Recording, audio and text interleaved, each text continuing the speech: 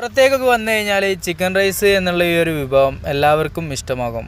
അപ്പോൾ നമ്മളോട് കമ്പനി ആയിട്ടുള്ള ഈ ഒരു ബായുടെ അടുത്തേക്ക് നമ്മൾ ചെന്നിട്ട് വീഡിയോ എടുക്കട്ടെ എന്ന് ചോദിച്ചപ്പോൾ ആ അടുത്തുള്ള അതിനെന്താ നിങ്ങൾ തന്നെ ഉണ്ടാക്കിക്കോളൂ, അതിനൊന്നും പ്രശ്നമില്ല എന്ന് പറഞ്ഞിട്ട് വളരെ ഫ്രണ്ട്ലി ആയിട്ടാണ് നമ്മളോട് ഡീലിങ് ചെയ്തത്.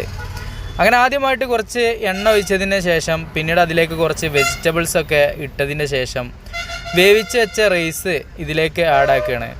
നമ്മളവിടെ ബിരിയാണി ഉണ്ടാക്കുന്ന റൈസ് പോലത്തെ ചെറിയ അരിയാണ് ഇതിലേക്ക് ഇട്ടിട്ടുള്ളത്. ഫ്രൈഡ് റൈസ് ഉണ്ടാക്കുന്ന അതുപോലെ തന്നെയാണ് ഇതിൻ്റെ പ്രവർത്തന രീതികളൊക്കെ തന്നെ. പിന്നീട് അതിലേക്ക് മസാല കാര്യങ്ങളൊക്കെ ഇട്ടിട്ടുണ്ട്. നമ്മുടെ അവിടെ ഫ്രൈഡ് റൈസ് ഉണ്ടാക്കുക കൂടുതലും ബസുമതി റൈസിലാണ്. റൈസിൻ്റെ മാറ്റം മാത്രമേ ഇവിടെ നമുക്ക് കാണാൻ സാധിക്കുകയുള്ളൂ. നമ്മൾ ഗോബി റൈസാണ് പറഞ്ഞിട്ടുള്ളത്. അതുകൊണ്ട് തന്നെ കോളിഫ്ലവർ മസാല കൂട്ടി പൊരിച്ച് വെച്ചത് അതിലേക്ക് ആഡാക്കിയിട്ടുണ്ട്. അപ്പോൾ ലാസ്റ്റായിട്ടാണ് നമ്മൾ എത്തിയിട്ടുള്ളത്. അപ്പോൾ കുറച്ചും കൂടി കോളിഫ്ലവർ ഉണ്ടായപ്പോൾ ഞാൻ അവനോട് പറഞ്ഞു അതും കൂടി ആഡാക്കിക്കോ, ബില്ലിൽ അഡ്ജസ്റ്റ് ആക്കിയാൽ മതിയെന്ന്. അപ്പോൾ അതും കൂടിയും ഇതിലേക്ക് ഇടുന്ന ഒരു കാഴ്ചയാണ്. ഇതിപ്പോൾ ചിക്കൻ റൈസാണ് എങ്കിൽ ചിക്കൻ ഇതുപോലെ പൊരിച്ച് മാഗ്നേഷൻ ചെയ്ത് വെച്ചത് ഇതിലേക്ക് ഇടുകയാണ് ചെയ്യാറ്. പിന്നീട് വെജിറ്റബിൾസ് കാര്യങ്ങളൊക്കെ തന്നെ ആദ്യം ആഡാക്കിയതുപോലെ വേണമെങ്കിൽ ഈ ഒരു ടൈമിലും കുറച്ചും കൂടി വെജിറ്റബിൾസ് ആഡാക്കാം.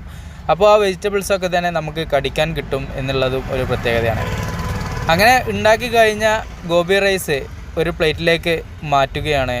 ആദ്യമായിട്ട് നമുക്ക് ആ ഒരു പ്ലേറ്റിലേക്ക് ഒരു കവർ വെച്ചിട്ടുണ്ട്. അതിലേക്കാണ് ഈ ഒരു സംഗതി ഇട്ട് തരുന്നത്.